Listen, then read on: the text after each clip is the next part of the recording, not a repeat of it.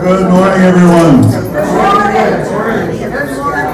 We got a full agenda this morning, and first off, I want to have Don and Bonte come up. It was a very important announcement. I'll come to you. How's that? I'll meet you halfway. I hope you all had a nice Memorial Day. We're going to have our own Memorial Day today. 2 o'clock, right here, Regency Oaks Veterans Association is going to honor the 50 residents who died the past year. So I ask you to join us today at 2 o'clock, right here, and we'll pay our respects to our past residents. Okay, thank you.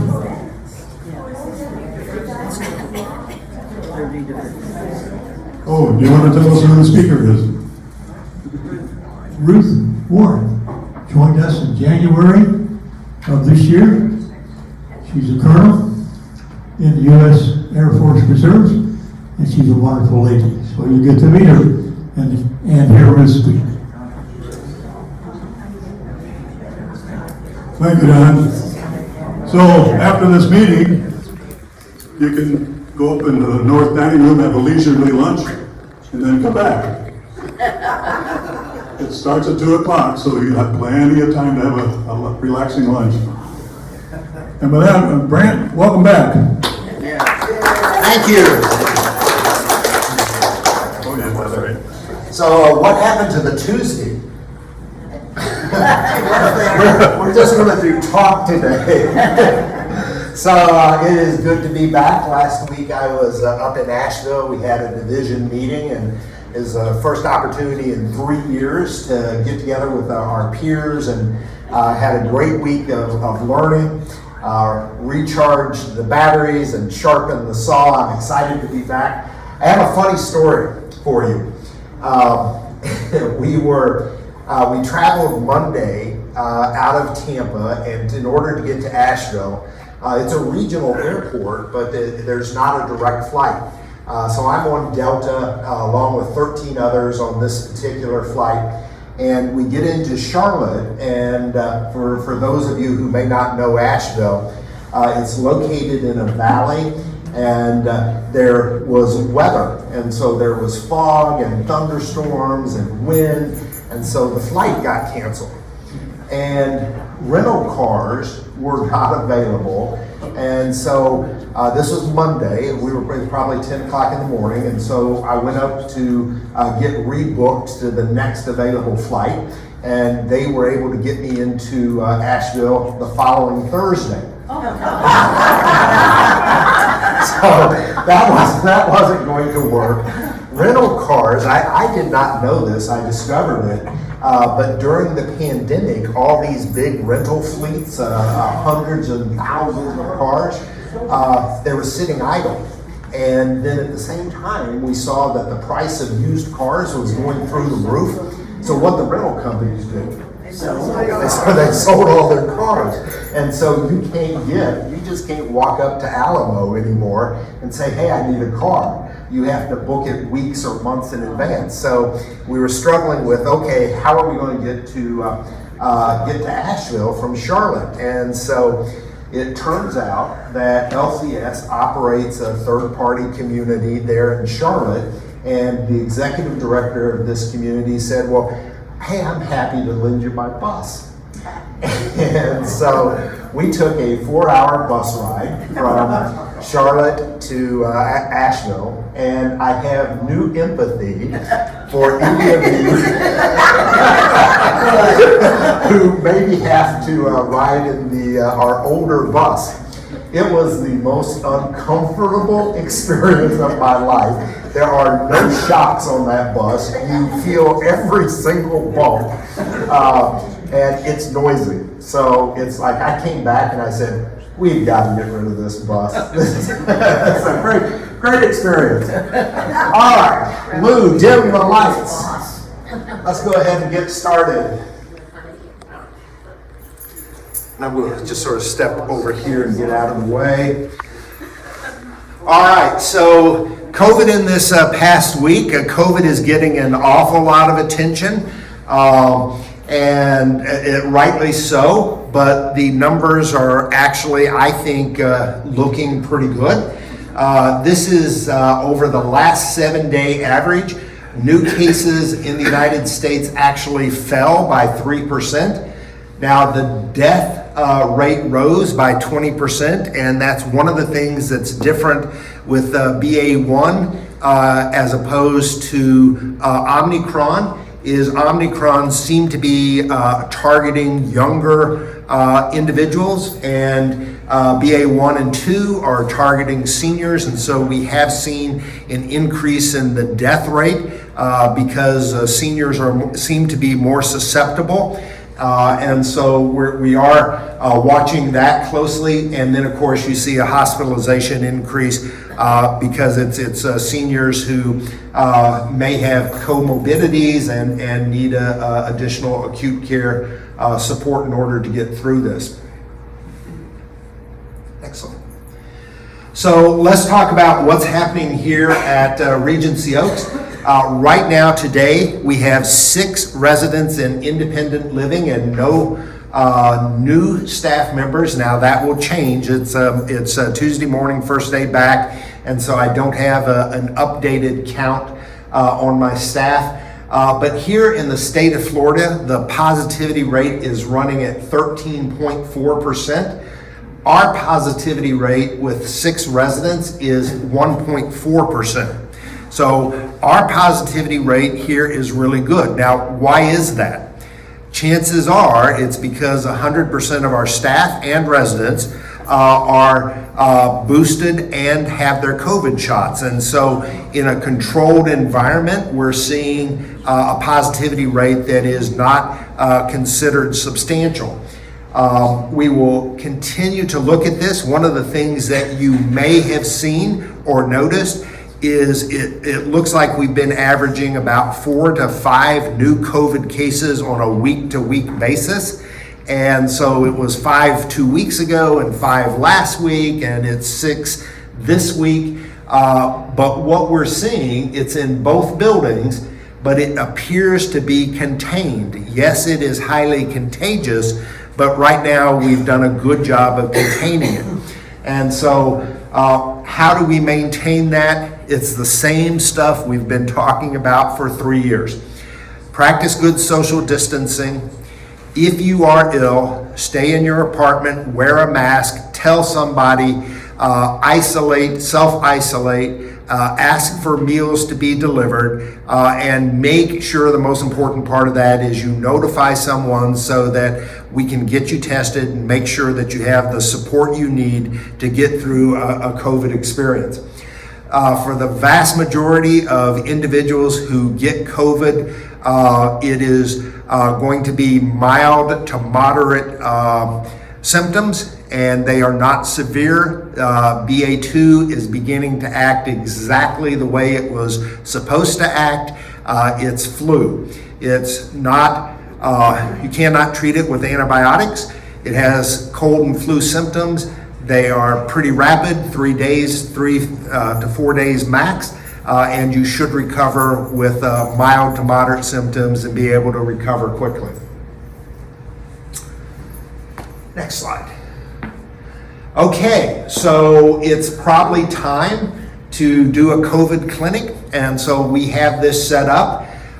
Even though the positivity rate here at Regency Oaks is really good, there's enough concern because BA1 and 2 seem to be affecting seniors more than younger folks, and because the state of Florida is still up at 13%, declining, headed in the right direction, but now is probably the good time to do the booster. So we are going to offer this to all residents. Our COVID clinic is set up for Wednesday, June the 8th. It's going to be sponsored by the Department of Health. And so rather than our pharmacy, who has done it the last couple of times, we've used Omnicare and CVS to sponsor the clinic. This one's actually going to be run by the Department of Health. You are only eligible to take this booster if you are over the age of 50. So most of our residents will be able to take this. Some of our staff will not be eligible because we're focusing on seniors. It's going to be right here in the town hall. It's going to be, the setup is going to be similar but a little different. In the past, we were able to bring traffic in one set of doors and exit traffic out through another set of doors. We've lost those second set of doors. So it's going to be, we're going to have to divide those doorways and control the flow of traffic, but we've got a plan and we're working on that. The clinic is going to run all day long. It's going to run from 9 in the morning till 5 in the afternoon. This is on Wednesday, the 8th. So on Monday and Tuesday, the 6th and the 7th, we will have all the pre-forms. And we will give you some news later this week about how you can get the pre-form, how you can fill it out. What we're thinking right now is we've all done this at least 3 times. So we probably are just going to distribute those forms, let you fill them out, and then later this week have a drop-off location that's manned by staff so that we can review your paperwork, give you an appointment for the COVID clinic on the 8th, and try to keep this really simple and clean. So I have 440 shots coming. I have 456 residents. I thought it was probably a good bet that 15 of you have already had the shot. And so I think we're going to be fine in terms of the number of shots. Will it be the Pfizer? Great question. Yes, this is the Pfizer that we're administering. They will have all 3? Betsy says we're going to have all 3. We're going to have Pfizer, Moderna, and Johnson & Johnson. All right. Oh, and one last thing. If you have your COVID card and you want all your shots on the single card, please bring your card on the date of the clinic.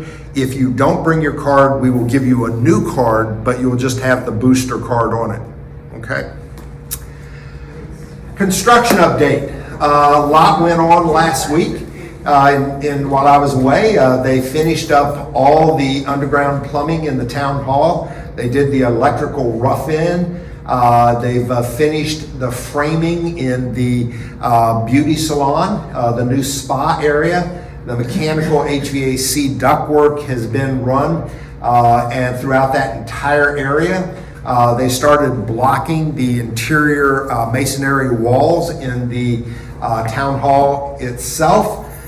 They did the drop ceiling replacement in the woodworking shop, and then they did the brand new HVACs in both the arts and crafts and the woodworking shop. For this week, it's sort of a slow week. We are waiting on trusses, and there's a little bit of a delay. We're anticipating having those the 3rd week of June. They're nearly 30 days late. And one of the things that is happening, these are wood trusses. And with all the home building that is occurring in the Tampa Bay area, new home construction, MI Homes will go and say, I'm getting ready to put in 400 homes, I need 400 trusses, and they have these massive orders.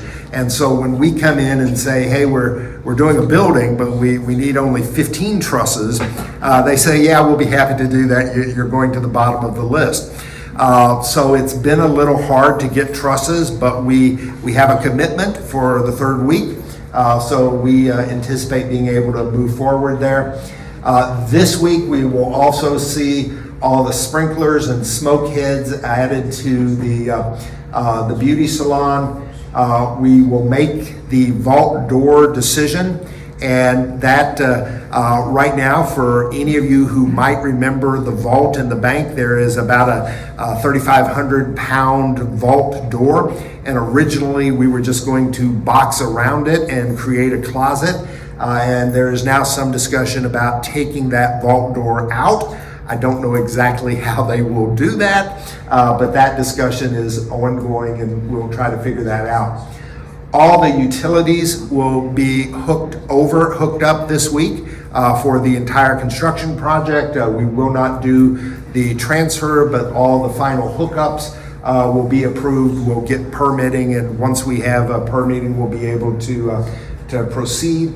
And then you probably have noticed a lot of brown spots in the lawn that on the back side of the property, on the west side of the property, and then some here to the east. When they were doing all that digging, they tore up all the irrigation lines. And so all the repairs to those irrigation lines will occur this week, and we'll just in time for the rainy season and try to get these lawns back to the way they looked. Construction update for the pub. Construction is going to finish up. Basic construction is going to finish up this week. They're going to be putting in the floors. Last week, I've not seen this, but last week I understand the staining occurred and that it looks really good. The new bench seating is going in this week. The new air replacement for the HVAC system was installed last week.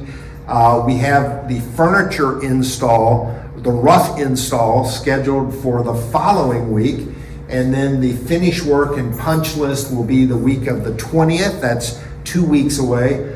Artwork and miscellaneous closeout, deep cleaning, all the final prep is going to happen on the week of the 27th, and we're still on track to open the first Tuesday after the 4th of July. So moving forward there, and I learned this morning that all the new equipment and plates that Ricky needed in order to open that service is on site and ready to go as well. Some dates for your calendar. This Friday, it's the forum, and that's going to be 10 o'clock right here in the town hall. On June 13th, that's the start of the practice session for the new meal plan. That will run all the way until July 1st, and this is just a 2-week trial for us to figure out how to do it, how to make that billing system work, for you to play around with the system. I know there are going to be questions that will arise as we go through the practice session. That's one of the reasons we set this up. It's an opportunity for us to learn together. It's not going to be smooth. I'll just tell you that right now. We've never done it. You've never done it. There's going to be a learning curve. And so this is that 2-week learning curve that we'll go through. It starts on July 1st. That's our 90-day trial period. And then you must be locked in by the 10th of October. So we'll have 90 days to figure this out and get locked in. And then June 21st, mark your calendars. That is our annual hurricane preparation meeting. It's right here in the town hall. Darwin and I will be hosting that. We're offering 2 sessions, and we were going to do 10 and 2, but I found out this morning that we already have something booked. The tax collector is here that same day at 2, so Ginger has moved us up to 12:30. So there's an error in this. It's actually going to be at 10 to 11, and then the second session will be 12:30 to 1:30. And we'll get a flyer out, so you'll have more updated information, and you'll want to attend one of those 2 presentations. All right, we're ready to go in the beauty salon. We are relocating the beauty salon on June the 6th. It's temporarily going to be located in apartment N, Nancy 102. That's over in the south building. And we anticipate that the beauty salon is going to be down 3 to 4 weeks as we finish up construction and combine those 2 spaces, the spa and the beauty salon. We are getting a new pedicure chair. I know that has I know that has been a long-standing source of irritation with residents, and our new design committee has selected the color. And one of the current pedicure chair is 36 inches from the floor to the bottom of the seat. And that is because it has an internal water tank. And so we've gone away from that design. We've gone back to the original design where it's a self-fill. There's no water reservoir in the chair. And so the chair height is 18 inches from the floor instead of 36. So you're going to have much easier access, and I knew you'd be excited to hear that. All right. Dining recognition. Come on up here, guys. Who's that? Who? Both of you. You don't get recognized. You want it now or later? It has to do with dining. Yeah, later. Perfect.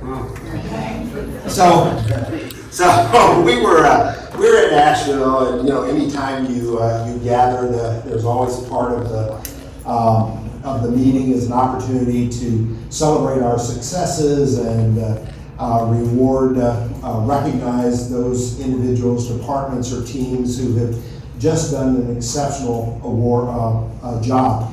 And so dining was received one of those recognitions, and I want you to think about dining services. I think sometimes residents here, we sort of live in a bubble because we're not aware of what's happening in other communities. But I can tell you that there are not other dining communities like our dining. Most of the LCS dining programs are one venue. Most of our dining rooms are not even open. And you think about what's happening here at Regency Oaks, we have 9 different venues. Think about that, 9 different venues where residents have choice and variety. And think about all the state-of-the-art kind of things that these two guys are pushing. They're on the leading edge of the envelope, and so this recognition, this is throughout the entire LCS community, recognizing Regency Oaks for the most innovative dining program in all of LCS. Congratulations.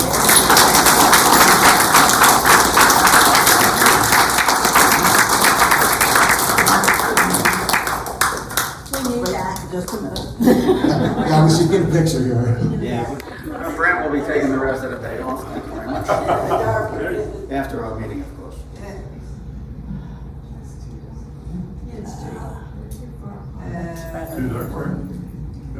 That's a good one.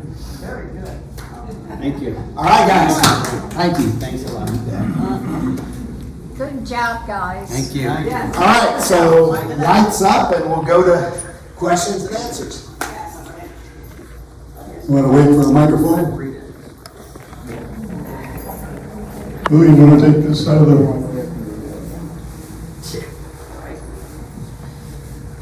Why can't residents look into the tavern and see what's going on? Everything is covered. Well, I think it's covered because they're painting.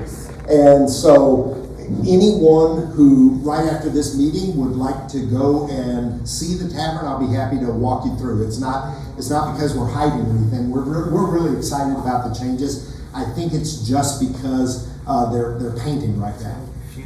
The fumes are really strong. Brent, I have a question, okay? I'm glad to see you back. Thanks. And my question is, it has to do with the meal plan, all right? And one of the questions where it says take out and dine. First of all, I'm talking about my meal at my table. If the meal comes to my table, my full meal, all right? I want to know I'm eating my meal and I decide that I can only eat half. I was told that we can't take it home. We have to leave it there. And I want to know why. And I think a lot of the people here feel the same way. We pay for it. It's up to us to do what we want to do with it. I know there's a lot of, people taking things out and all that, but I'm not talking about that. I'm talking about my meal at my table and everybody else's. If they want to leave it, it's their prerogative. And if I want to take it home, it's my prerogative. I'm paying for it. If I had somebody tell me, well, only order half, well, then I want some of my money back. It's not a full meal. So, I know this is a controversial subject across the community. Regency Oaks is the only one of the LCS communities that currently allows takeouts. None of the other communities do.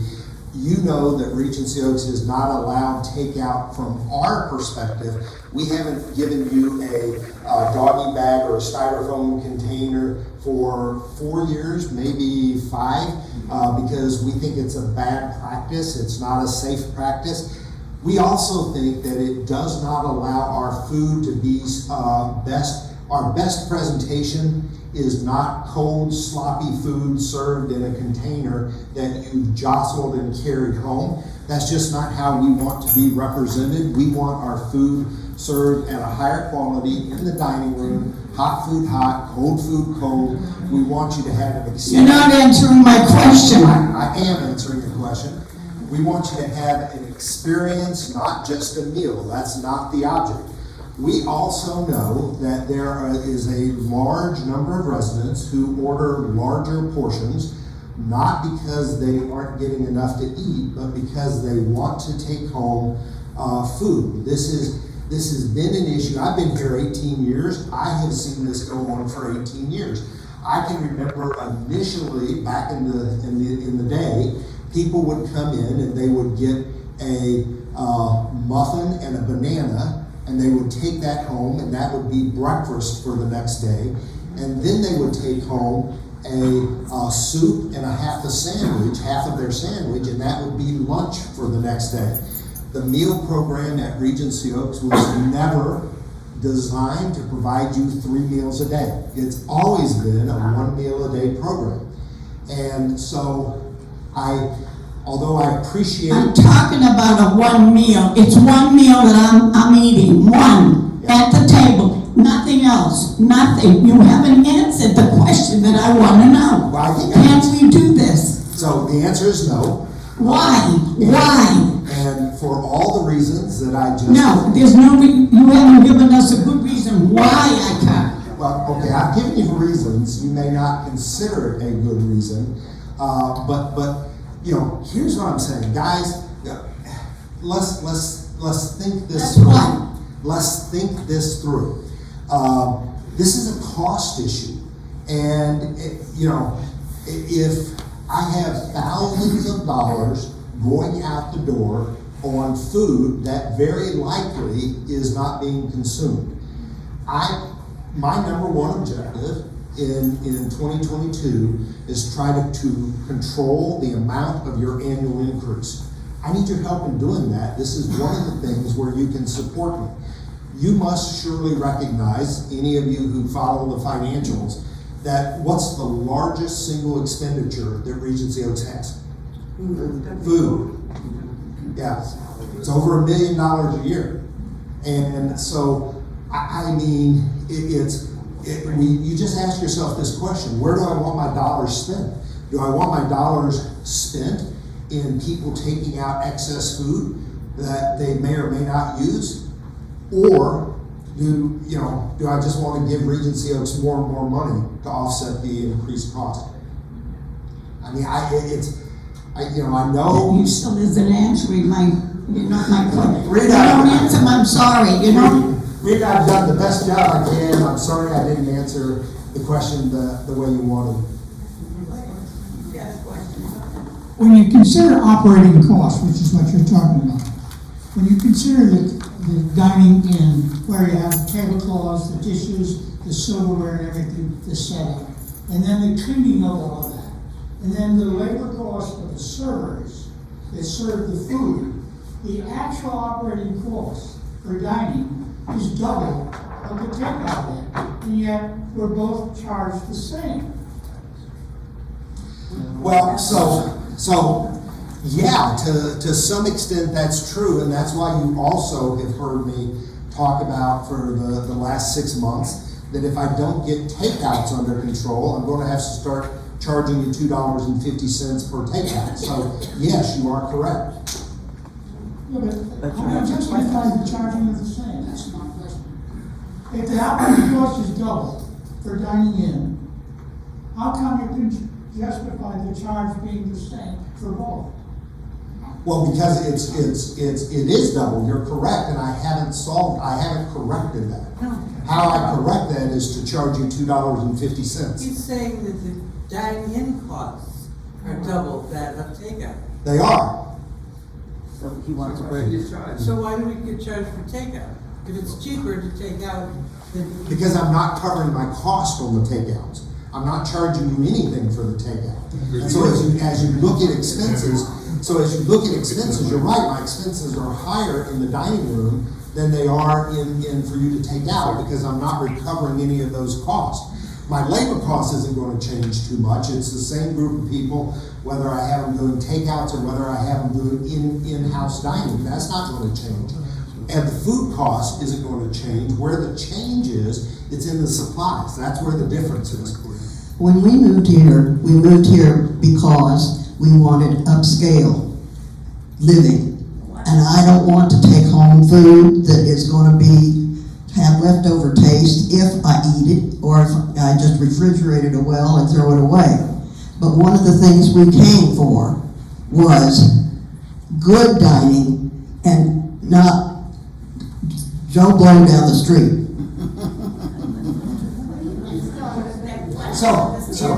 So look, here's where we need to be at this point. We're going into a practice session. We're going to discover a lot in the practice session. Everybody let's give this a try.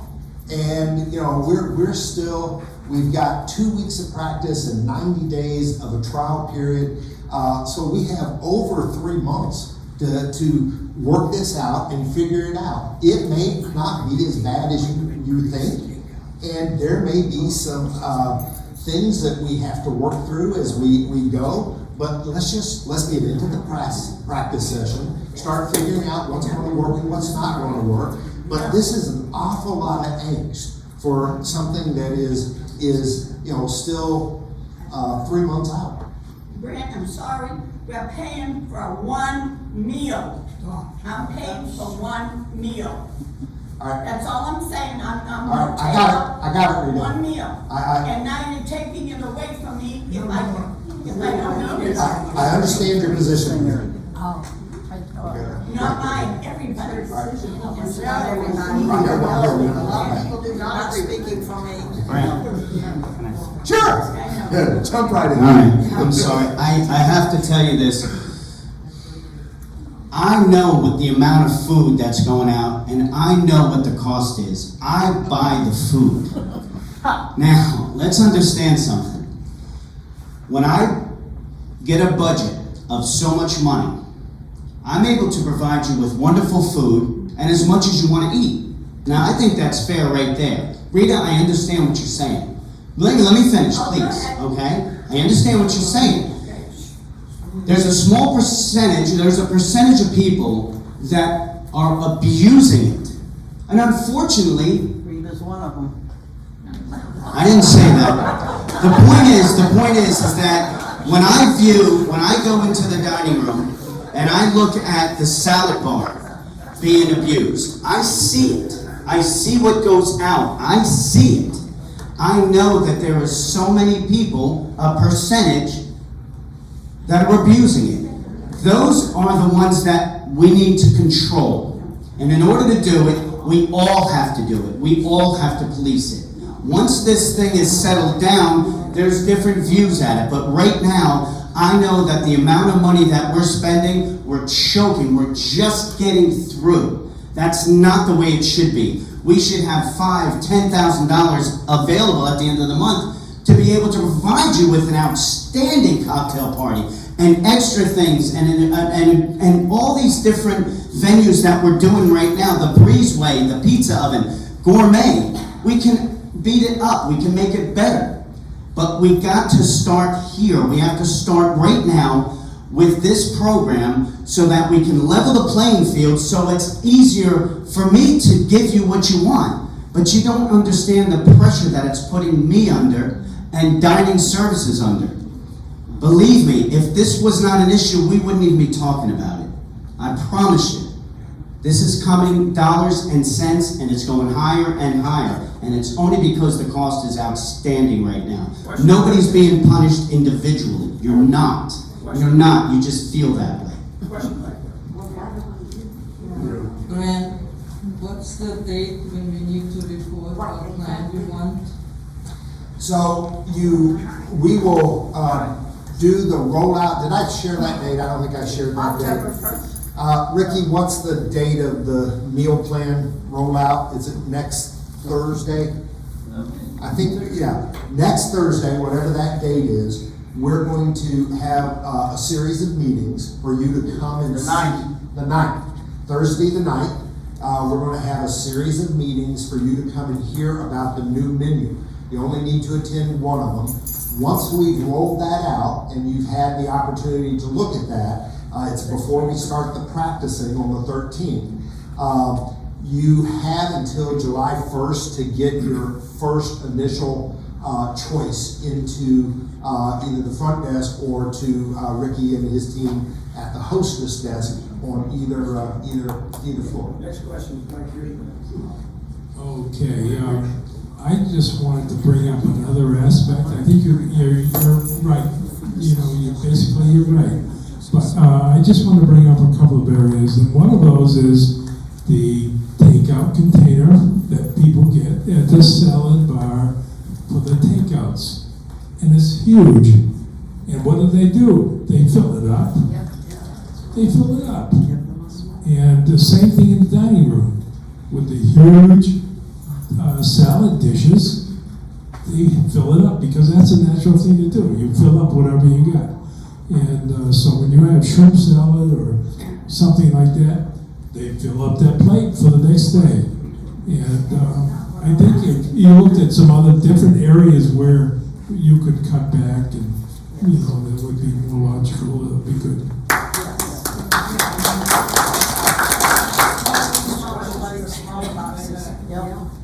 Just to say what Bill said, on that salad bar, the shrimp salad, the tuna salad, the egg salad, and the ham salad, that's where a lot of the abuse is coming.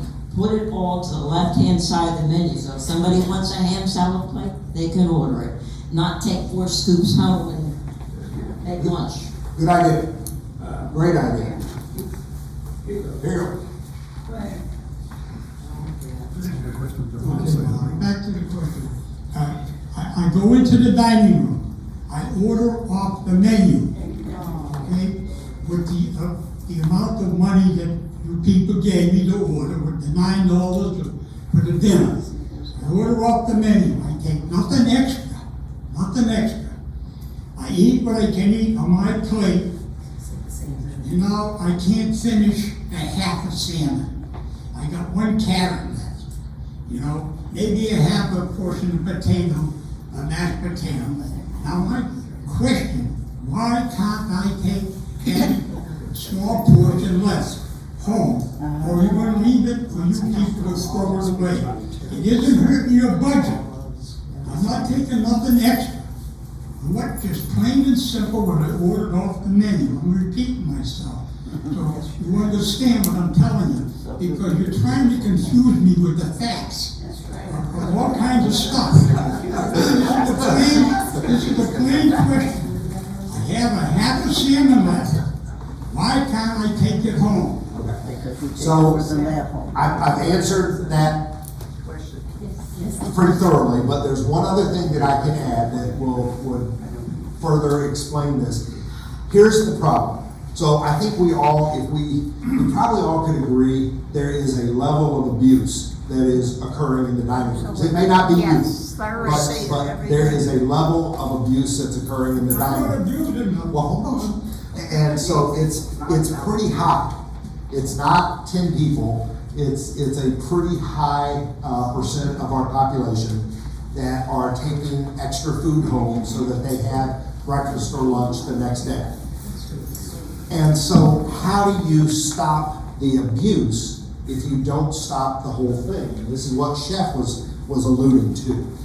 That what we cannot do is leave the servers as the leftover food police. That is not their role. Their role is to be in the dining room, making sure you have a great dining experience. And I'm not going to ask these 16 and 17-year-old kids to confront you at the table. That's just not an appropriate utilization of their time, and they shouldn't be asked to do that. So our decision is we're not going to allow takeouts, and if you feel like you can't eat that full hamburger, don't eat a salad or order half an entree. You have options available, but leftover food is going to go directly into the trash. And by eliminating the ability to take out, we believe that our food costs are going to decline. Why can't I take my half a salmon away? You know what I'm hearing is, you're saying that it's a small majority that are abusing. Large. I'm not saying small. I'm not saying small. I'm saying large. Large. A large More number. than 50%? Yes, yes. Yes. Okay, I just, if you have abusers, you shouldn't place restrictions on the people who don't abuse the system. Yeah, that you know, I get that. It's not a practical solution. It is so widespread. It is going to take a more definitive response, and we believe this is a correct response. One easy way to start it would be to stop the salad bar. Nobody wants to stop the salad bar. I think that's, if we took a vote, I think we'd probably get close to unanimous opinion about the salad bar. Any other questions? Right here. Hold on, we'll get your mic. Hold on. There are some of us that can't eat a lot at one time, and we prefer to have small meals. And so if I will order a rotisserie chicken, why can't I take that home? You're just going to throw out the rest of it. Yeah. And so if you're in a situation like that, you can order an extra meal, and you either can pick it up or we will deliver it to you. Absolutely. So you have options available. You just can't take it out of the dining room. I didn't get that. Yeah. So if you have special dietary needs where you need to eat 5 or 6 times a day instead of just once, we can accommodate that. We can do deliveries for you, but you just can't take it out of the dining room. When you're in the dining room, we encourage you to eat as much or as little as you like. Make sure that you are full, but you cannot take it out. Well, there's one other point. Hold on, she needs to finish up. One other point I wanted to make. On say a Sunday, I like to take my food home as a whole meal because I have a meeting that I have to get to by 6:30. So that's the time I want to take it home. I shouldn't be penalized. Well, so I don't think you are penalized. You can still do takeouts every day of the week. Takeouts are still available every day of the week. All right. Yeah, Brian, to control the amount that is taken off the salad bar, you could furnish us with a smaller box that would control part of it. Yeah, that's a great idea. The other part is that I Okay, I'm not the only one who might not be able to finish that meal. I had to leave the table and leave 2/3 of my meal because I had an episode with my gastric problem, which I have an appointment for with the doctor. I came back, this was at the birthday party. I didn't get back to the table till the ice cream and cake had been served. The server told me when I asked her if I could just box the cake, that she couldn't box the cake because she would get fired.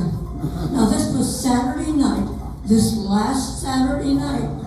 2/3 of my meal got left at the table. So you know we're in a transition. I mean, where's common sense though? Yeah, and so you know we're in a transition, and so on 13th of June, we would have handled that a little differently. And so on the 13th, you would have been given, you could have asked for your dessert to be provided to you in a pre-packaged, pre-sealed container, and we would have gladly done that. The next time that happens, if you miss a portion of the meal because you have to excuse yourself, the server should have offered you another entree and asked if there was anything else that I they could. wasn't asking for another entree. Okay, so we try to train our servers to ask, what else can I do for you? It sounds like we didn't do a good She was gonna lose her job, she said. So it sounds like we didn't do a good job in that experience. I apologize for that. And it's a training issue. We'll continue to work and better train our servers. What else? Thanks. One back here. Our meeting adjourned. One more. We'll do one more. This is related to dining, but it's not related to what we've been talking about. We miss a lot of the entertainment or special events at 7 because the dining room slows us down, and it's rude to go in late, I think. Yes. What do you suggest? Reservations. Yeah. And so they're coming. We're rolling those out as well. And reservations will help us control the seating in the dining room. It will allow for better service, quicker service, hot food served hot, cold food served cold, better quality and better experiences in our dining room. We believe that reservations will help level the playing field so that you're not waiting an exorbitant amount of time to either be seated or to get your meal. So we believe reservations are going to help us tremendously in that area. Frank, can you make it, like, you talk about restaurants and you're comparing them, okay? In a restaurant, you get one entree, and then they give you 2 sides, okay? Your side could be your salad, all right, with one entree. And then if you want dessert or anything else, you gotta pay for it. I can understand that, all right? Why? And I noticed that when there's a special occasion, you have salad, have the service serve the salad. Why don't you try it that way? Yeah, so thank you for the idea. I don't believe there's any support for eliminating the salad bar. That's just my sense of having talked to an awful lot of residents about this. But Rita, I appreciate you thinking outside the box. Still have not answered my question. Rita, I've done my best, I promise you. All right, so thank you very much. It is great to be back, and we'll